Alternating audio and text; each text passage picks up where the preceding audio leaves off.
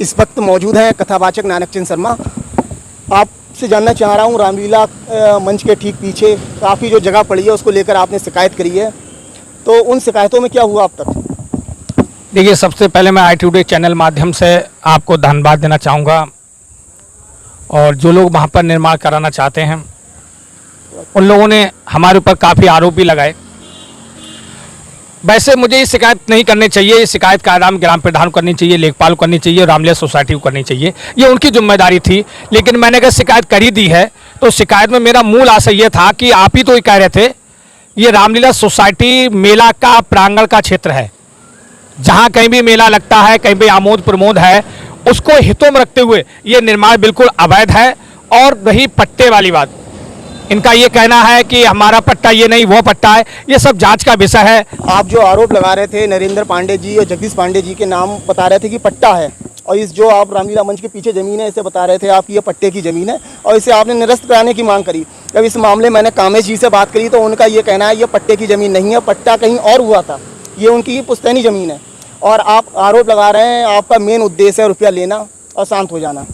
इस पर क्या कहेंगे? देखिए, सबसे बड़ी बात है 1 लाख रुपये रंगदारी का आरोप लगाया हमारे पर। पुलिस द्वारा बड़ा आलायु तरीके जांच करी, गोपनीय जांच करी, जिसको पुलिस द्वारा ये स्पष्ट कर दिया गया कि रंगदारी का आरोप लगाने का मूल मतलब था इनको शिकायत का वापस लेना। अब रही पट्टे वाली बात, हमें बड़ा खुशी इस बात की है कि हमारी एविडेंस को आदरणीय कामेश पांडे ने खुद मजबूत कर दिया कि एक ऐसे व्यक्ति को पट्टा हो गया जो खुद ही मान रहा है कि मेरी पैतृक संपत्ति है, नंबर 1। दूसरी बात यह है कि गाटा संख्या 200 और गाटा संख्या 200 बराबर 198 है, गाटा संख्या 256 बीघा का लगभग बंजर पड़ा हुआ है, और उसी के पड़ाव के बराबर में ही पट्टे प्रतीत हो रहे हैं। अब ये जांच का विषय है कि पट्टा ये है या वहां है। आखिरकार ये करीबन 22-23 पट्टे हैं। अभी जो हमारे पास खतौनी आई हैं वो लगभग 22-23 पट्टे हैं, और उन लोगों को पट्टे हैं जो ग्राम पंचायत के निवासी नहीं है और नवाबगंज के निवासी हैं या कहाँ के निवासी हैं। लेखपाल ने ऐसा कोई स्पष्ट उल्लेख खतौनी में नहीं किया है। सेना पड़ाव के बाद में जो आपने खतौनी निकलवाई थी उसके आगे जो पट्टे दिखाए गए वो 6 पट्टे दिखाए गए हैं शायद।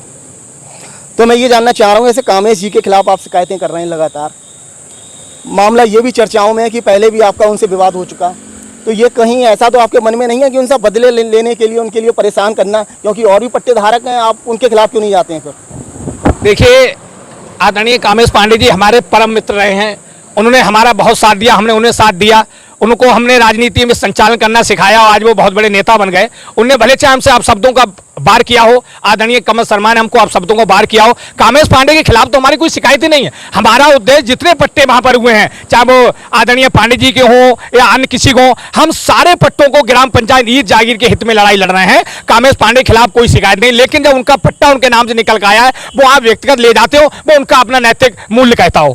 नहीं, उस पट्टे के जो आप बता रहे हैं कामेश जी की जहाँ पे जगह है उसके आगे सुना जा रहा है एक प्लाट की और है, कुछ लोगों ने, नगर के ही लोगों ने खरीदी है, पट्टी है, जानकारी है आपके?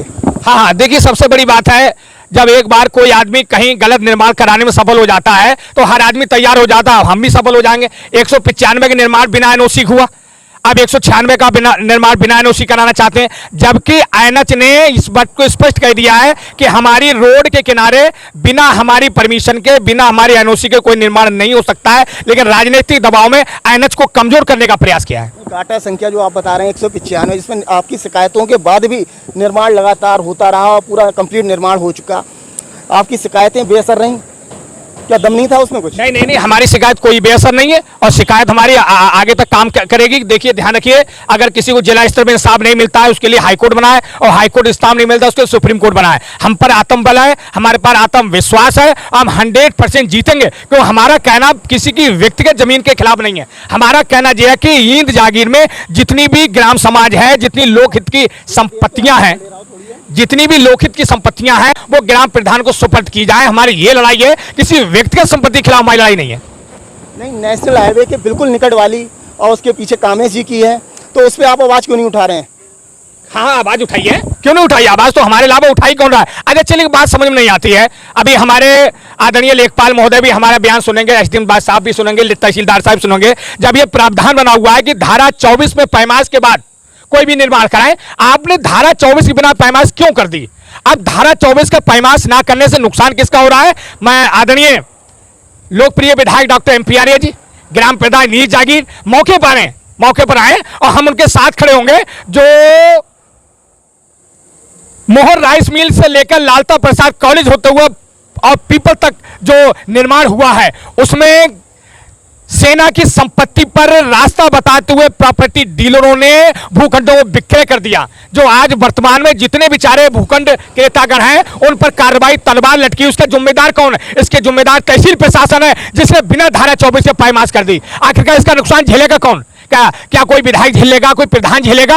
गलती किसी की और भरेगा कौन? आदरणीय लेखपाल महोदय, अगर बिना धारा 24 के पैमाइश के कोई भी निर्माण कराएंगे तो उसका खमियाजा वही भुगतेंगे। मंच के पीछे जो निर्माण की आपने शिकायत करी थी, काम रुक गया था, लेकिन अभी देखने में आया है कि वहाँ पे ईंटें और बजरपुर सीमेंट इस तरीका का जो निर्माण सामग्री है वो वहाँ पड़ी हुई है। संभवतः लग रहा है कि 1 या 2 दिन में निर्माण शुरू हो सकता है। क्या हुआ आपकी जो आपकी शिकायत है उसका कुछ असर नहीं हो रहा है फिर? देखिए, राजनीतिक लोग अपने गलत मंसूबे सफल करने में ज्यादातर कामयाब रहे और कामयाब हो जाते हैं। हमारा काम ना लड़ाई करना है, ना दंगा करना है, ना बात डंडा चलाना है। हमें अगर तहसील स्तर से इंसाफ नहीं मिलेगा हम डीएम के पास जाएंगे, डीएम से इंसाफ नहीं मिलेगा हम राजस्व पर से जाएंगे, लेकिन हम कोई भी गुंडागिर्दी लाठी डंडा चलाने नहीं जाएंगे। वो राजनीतिक बल पर हमारी शिकायतों को कुछ भी बयान कहते हो, लेकिन अभी तक नायब तहसीलदार की जांच में उन्हें कोई भी डॉक्यूमेंट पेश नहीं किया है। कामेश जी के पक्ष के हैं कमल किशोर शर्मा जी, उनका मैंने बयान लिया था। उनका कहना यह था कि आपको बताया था उन्होंने, एक अनपढ़ आदमी गलत तरीका के आरोप लगाता रहता है, झूठी शिकायतें करते रहते हैं। इस पर क्या कहना चाहेंगे उनसे? हाँ, उनकी बात भी सही है। जब मैं शराब नहीं पीता हूँ, मैं सुल्फा नहीं पीता हूँ, मैं गांजा नहीं पीता हूँ तो अनपढ़ ही हूँ। अब पढ़े लिखे क्या करते हैं वो सब जानते हैं। नहीं, आप सिद्ध कर सकते हैं ये जमीन जो है पट्टे की है? हमें सिद्ध करने की जरूरत क्या है? सिद्ध करने का काम लेखपाल का है। नहीं, क्या आधार है आपके पास में? आप फिर शिकायत क्यों कर रहे हैं? जब आपके पास में कोई आधार नहीं है तो आप पट्टे की मामला लेकर क्यों ये शिकायतें कर रहे हैं फिर? ये तो समय बताएगा। आदरणीय लेखपाल साहब जब हमें डॉक्यूमेंट पेश करेंगे कि नानक चंद जी तुम्हारी शिकायत गलत है तो हम 1405 1406 फसली बताएंगे। ऐसा ना हो इनने तो जमीन खरीदी हो वो भी फराट निकले फिर बाद में। वो तो ये कह रहे हैं जो आप नंबर दे रहे हैं काटा संख्या वो कहीं और की है, नंबर चेंज हो गया है आपकी जानकारी? तो अभी तक आदरणीय लेखपाल जी इस जांच में नहीं पहुंच पाए आखिरकार ये पट्टे हैं कहां पर। जब तक क्लियर नहीं हो जाते हैं 149 गाटा संख्या 198 का 195 196 के बाद जब क्लियर होगी, जब लेखपाल कहेंगे ये पट्टे यहां पर हैं। अच्छा, क्लियर हो ही नहीं पाई है, लेकिन आपने आरोप लगा के शिकायतें कर दी। क्या चीज? अभी क्लियर कहाँ हो पाए हैं? आप कह रहे हैं जब तक क्लियर नहीं हो पाएंगे तब तक कार्रवाई कैसे होगी? जब क्लियर हुए नहीं है, वो पट्टे की रामलीला मंच के पीछे वो जगह है पट्टे की है और आप शिकायतें लगातार कर रहे हैं जगह जगह। हाँ, बात सही, बहुत बढ़िया बात। शिकायत में आदमी एविडेंस बाद में देता है, पहले शिकायत करता है, पहले उससे लगता है ये गलत हो रहा है, एविडेंस बाद में आते हैं। क्या एविडेंस है आपके पास? हाँ बिल्कुल, पट्टेवारी हमने खतौनियां उनको पेश कर दी। खतौनियां हमने बाकायदा पोर्टल पे डाल दी है। कम से कम लिख लेंगे जाके करीबन 17-18 ऐसे पट्टे हैं जो गैर कानूनी है। अगर आपकी बात गलत निकली हाँ? फिर आगे इस तरीके की शिकायतें करेंगे या फिर ऐसे ही करते रहेंगे बगैर सबूत के? अरे हमें सबूत देने की जरूरत क्या? हमारी शिकायत गलत क्या होगा? हमारा मूल पट्टा है और उनका मतलब है एक पट्टा नंबर दूसरा है। अरे पट्टा तो है, नंबर कहाँ है कहाँ नहीं इससे क्या ले देना? हमारे पास पट्टेबाजी झूठी नहीं है। अब पट्टे कहाँ ही लेखपाल देखेंगे? पट्टे कहाँ है? फिर आप मंच के पीछे शिकायतें क्यों कर रहे हैं? वहाँ पे काम निर्माण कार्य जो चल रहा है उसे रुकवाने का प्रयास बार बार आप लोग कर रहे हैं, जब आपके पास में महत्वपूर्ण एविडेंस है ही नहीं कि ये जगह पट्टे वाली है, तब भी आप रुकवा रहे हैं। देखिए, सबसे बड़ी बात ये लोकोपयोगी संपत्ति कम से कम 54 वर्षों से रही है। आज ये पता लग रहा है कि आदरणीय कामेश पांडे संपत्ति है। आज ये पता लग रहा है उनकी संपत्ति है। पूरी नगर क्षेत्रीय जनता ये जानती थी ये रामलीला प्रॉपर्टी है, ये रामलीला संपत्ति है, ये रामलीला लगता रहा है। आखिरकार अब रामलीला कहां लगेगा? ये रामलीला सोसाइटी आज मौन क्यों है? अच्छा, रामलीला सोसाइटी इसमें आवाज नहीं उठा रही है। नवाबगंज के और बहुत से बुद्धिजीवी हैं ना, वो आवाज उठा रहे हैं। खाली आपको ही कौन सा नशा इस चीज़ का रहता है कि आप हर जगह इन्वॉल्व रहते हैं, चाहे शमशान भूमि हो, चाहे श्री कृष्णा स्कूल हो, चाहे शेरों वाली मठिया वाला मंदिर को हो, चाहे रामलीला ग्राउंड हो, हर जगह आप इन्वॉल्व रहते हैं लगातार। हाँ, क्या उद्देश्य रहता है आपका? पत्रकार, आपका क्वेश्चन बड़ा सम्मानीय, बड़ा अच्छा है। सबसे खुली बात है, यही लोग जो है धार्मिक काम करते हैं और धार्मिक कार्य में यही लोग जो है अवैध कब्जे करते हो, यही लोग राजनीति में शामिल रहते हैं। तो इनके खिलाफ आवाज कौन उठाएगा? इनके खिलाफ वही आवाज उठाएगा जो मरने को तैयार हो जाए। बड़ा सवाल है, रामलीला सोसाइटी वाले नहीं आ रहे हैं इसमें, आप शिकायतें कर रहे हैं। या तो वो आपकी शिकायतों को झूठा मान रहे होंगे, या फिर अगर मानना है फिर क्यों नहीं आ रहे हैं? हाँ बिल्कुल, अगर हमारी शिकायत झूठी थी, जब खंडेलवाल का निर्माण हुआ था तब तो रामलीला सोसाइटी थी, तब तो आदरणीय बिमला शुक्ला ने यही प्रदर्शन किया था, तब क्या झूठी थी? आज हम शिकायत करेंगे झूठी है? अरे एक दिन जब हमने अतिक्रमण के खिलाफ आवाज उठाई थी तो नगर लोग झूठा बता रहे थे। अब लोग क्यों ज्ञापन देने जाते हैं साहब नगर में अतिक्रमण है, और जब हमने आवाज उठाई लोग झूठी बता रहे थे। सब्जी मंडी में सब्जी के मंडी वालों को हटाने का जो लोग काम कर रहे थे, क्या बोलो रामलीला में शामिल नहीं है? फिलहाल आपकी इस बात से मैं सहमत हूँ। एक समय में जब खंडेलवाल ने इसमें जगह पे कब्जा करने का प्रयास करा तो इसी रामलीला सोसाइटी के लोग और तमाम बुद्धिजीवी नगर के उन लोगों ने धरना प्रदर्शन करा, काफ़ी हंगामा काटा था, उसमें काफ़ी लोगों पर FIR भी हुई थी। अब निर्माण कार्य भी हो गए। हाँ, देखिए अब यही तो बात आती है कि हम लोग कहते हैं कि अब आप जो लोग निर्माण करा रहे हैं वो रामलीला सोसाइटी पूर्व पदाधिकारी हैं। अब आवाज उठाने उनके खिलाफ मुश्किल क्यों? उनके अपने व्यापार चलते हैं। जैसे अगर मैं कोई व्यापार करता हूं तो मैं ऐसे व्यापारी के खिलाफ आवाज नहीं उठा सकता हूं जिससे वो मेरे व्यापार के खिलाफ शिकायत करे। आज की तारीख में जितनी अवैध कब्जे, जितने भी गैर कानूनी पट्टे टाइप के हैं, इनकी आवाज उठाना ना रामलीला सोसाइटी बस की बात है, ना शमशान भूमि प्रबंध समिति बस की बात है, क्योंकि ये सभी इसमें इन्वॉल्व हैं, एक दूसरे के सहयोगी हैं। और जो भी मुकदमा सिविल कोर्ट में भी जो बाजार लेकर चल रहा है, वहां भी वादी प्रतिवादी सब एक है। कोई भी जीत जाए सब लोग मिल बांट के खा लेंगे। आप बहुत बड़ा आरोप लगा रहे हैं ये तो। बिल्कुल बिल्कुल बिल्कुल आरोप लगा रहे हैं कि आज तक सब्जी के मामले में, सब्जी मंडी के मामले में कोर्ट में यह बात किसी ने नहीं बताई है कि गाटा संख्या 563 किस श्रेणी का है। अच्छा, एक चीज़ और जानना चाह रहा हूँ, मंच के पीछे जो गाटा संख्या है 198, उसके आगे जो जगह बिक्री हुई है, कुछ लोगों ने खरीदी है, कितनी गाटा संख्या है उसकी? देखिए उसकी गाटा संख्या 196 है और कल को हो सकता है ये भी लोग कहने लगे वो 196 नहीं है, लेकिन लेखपाल ने मुख्यमंत्री पोर्टल पर उसे 196 माना है, तो मैं 196 कह रहा हूं। अच्छा, नेशनल हाईवे की NOC यानी जो भी उनके जो नियम है कि जो मानक है आदि रोड से जो एक साइड में कितने मीटर होना चाहिए, कुछ जानकारी में है आपके? देखिए नेशनल हाईवे का रूल्स या नियम सिद्धांत अभी तक जो बराबरी जानकारी में मिला है, लिखित कुछ नहीं है कि उसकी 16 मीटर और 10 मीटर सोम की जमीन छोड़कर आप अपना निर्माण करिए। 16 और 10 26 मीटर का अभी जो जानकारी आई है, लेकिन इस पर NH लिखित में बोलने को कुछ भी तैयार नहीं है। लिखित में बोलने को कोई तैयार नहीं है। नहीं, इसके पीछे कारण है कि NH PWD और PWD वाले NH पर एक दूसरे पर थोप रहे हैं कि हमारे पास रिकॉर्ड नहीं, वो कह रहे हैं हमारे पास रिकॉर्ड नहीं है। इस रिकॉर्ड ना होने का भूमाफिया नाजायज फायदा उठाना चाहते हैं। इसके अलावा मेरा लास्ट में वही सवाल है, ये सारी शिकायतें करना, इसके पीछे उद्देश्य क्या है आपका? यानी बिल्कुल जो सिस्टम है उसे सुधारना या अपना सिस्टम बनाना, क्या सोच रहे हैं? आपके फिर प्रश्न का वही जवाब दे रहा हूं जो आज से पहले मुझसे बयान लिया था।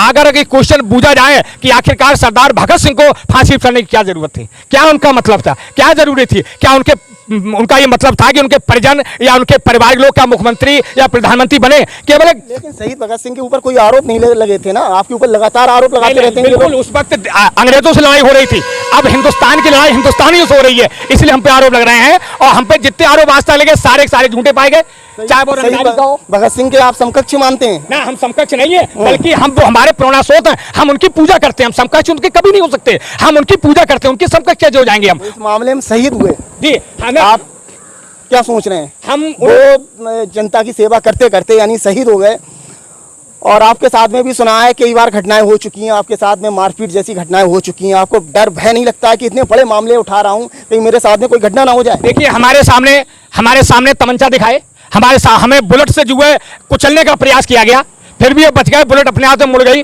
सारे काम किए गए और उसके बावजूद बच गए। आदरणीय परम पूज्य शहीद सरदार भगत सिंह ने देश की आजादी के लिए लड़ाई लड़ी। मैं ग्राम पंचायत इन जागीरी आजादी के लिए लड़ाई लड़ रहा हूं, चाहे इसके लिए शहीद हो जाऊं और चाहे जेल चला जाऊं। चाहे ये भी चल रही है, आप बहुत जल्द बैकफुट पे आने वाले हैं इसी मामले में। हाँ, जो लोग कह रहे हैं, हाँ, सोच रहे हैं कुछ? जब 1 लाख रुपया रंगदारी का आरोप झेल लिया तो अब कौन सा आरोप लगेगा? हम कभी भी बैकफुट पे आज तक आए और ना कभी आएंगे, ये हमारा प्रण रहा, हम वही करेंगे। हाँ, वो अलग चीज है, अगर ग्राम पंचायत इन जागीरी जनता कहती है कि नानक चंद पीछे आ जाओ, नवाबगंज की आम जनता कहती पीछे आ जाओ, लेकिन कोई राजनीतिक व्यक्ति कहे तुम पीछे आ जाओ, हरगिज नहीं आ सकता। अच्छा, कुछ लोग कहने वाले अगर आपके पास में आ रहे हैं पीछे आ जाओ, उनके पीछे अगर कोई भ्रष्टखोरी अगर है शामिल तो आप पीछे आ जाएंगे? नहीं, जानने के बाद में भी? ना, बिल्कुल नहीं आ सकते। हाँ, खुले मंच हो जाएगी। हम तो कहने के रामलीला सोसाइटी ने आज मूक बनी हुई है, इस कारण को भी पूछने। आप इस बात से भी सहमत रहे, जैसे मीडिया आपको हाईलाइट कर रही है, जिस दिन आपने समझौते जैसे मामले अगर आपके उजागर हो गए तो आपको बेनकाब भी ये मीडिया ही करेगी। मैं मीडिया को धन्यवाद देना चाहता हूं और मीडिया को ये वचन देना चाहता हूं, ना समझौता आज किया, ना कल किया, ना कल करेंगे। मौत मंजूर है लेकिन समझौता मंजूर नहीं। Thank you.